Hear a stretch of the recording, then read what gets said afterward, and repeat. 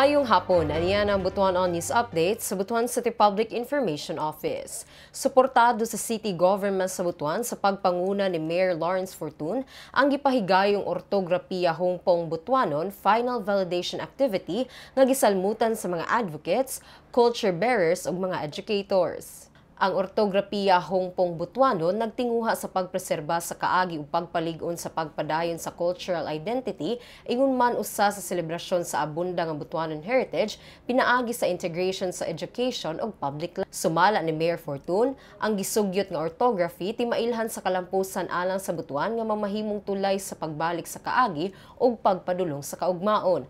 Rason nga gidasig niini ang tanan nga ipasigarbo ang pagsulti gamit ang native Butuanon language sa media o government events, isip pagpasiugda sa pagporma sa kaugmaon pinasubay sa pagsunod sa cultural roots. Nagpasalamat si Mayor Fortun sa tanan naghatag og pagtagad nga mahimong malampuson ang pagpasiugda sa pagpakita og importansya sa kasaysayan, kahibalo og cultural heritage ug identity sa mga Butuanon.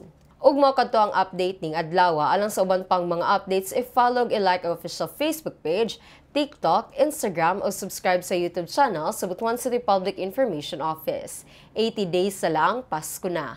Ako si Michelle Hamudyong. Daghang salamat.